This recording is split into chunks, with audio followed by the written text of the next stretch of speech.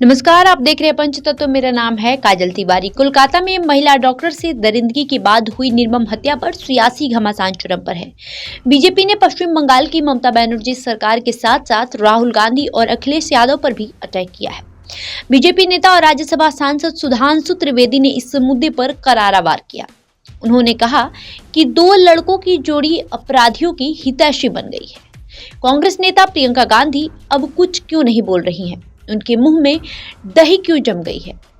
BJP नेता ने महिलाओं पर अत्याचार के मामले में विपक्ष की चुप्पी पर सवाल खड़े किए हैं। उन्होंने पूछा कि आखिर सोनिया गांधी और कांग्रेस इस मुद्दे पर चुप क्यों है? सुधांशु त्रिवेदी ने अयोध्या, कन्नौज और कोलकाता में महिला अत्याचार के मुद्दे को उठाया। उन्होंने कहा कि कन्नौज से लेकर कोलकाता तक महिलाओं के प्रति विद्वेष के साथ साथ अपराधियों को संरक्षण देने की खतरनाक मानसिकता दिखाई दे रही।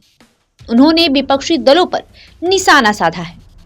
डॉक्टरों पर हमले और उनकी सुरक्षा का मुद्दा उठाया। प्रियंका गांधी की चुप्पी पर उन्होंने सवाल खड़ा किया। उन्होंने कहा कि यूपी के दो लड़कों में जो बड़े वाले लड़के हो गए हैं, राहुल गांधी, उनसे हम पूछना चाहते हैं कि क्या आपकी मोहब्बत की दुकान में सिर्फ अपराधी, भ्रष्टाचारी और बलात्कारी सामान ही उपलब्ध है?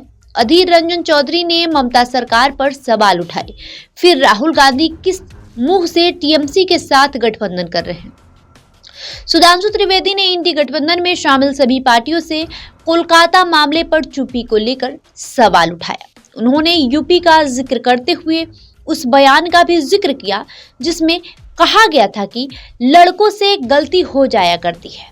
सुधांशु त्रिवेदी ने आगे कहा कि जब से दो लड़कों की ताकत बढ़ी है, तब से आपराधिक तत्वों की हिम्मत और हिमाकत भी तेजी से बढ़ती हुई नजर आ रही है।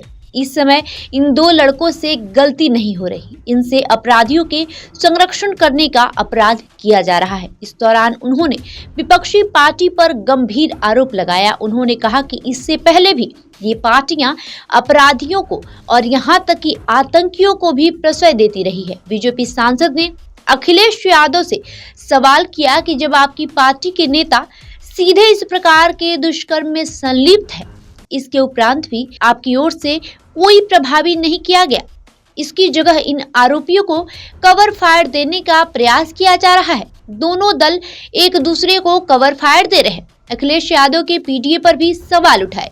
उन्होंने पीटीए पर कमेंट करते हुए इसे परिवारवादी, दबंग और अपराधी बताया। उन्होंने कहा कि ये इनका असली चेहरा है, ये इनके राजनीतिक डीएनए में है। बहरहाल आपका इस खबर पे क्या राय है, हमें कमेंट करके जरूर बताएं। धन्यवाद।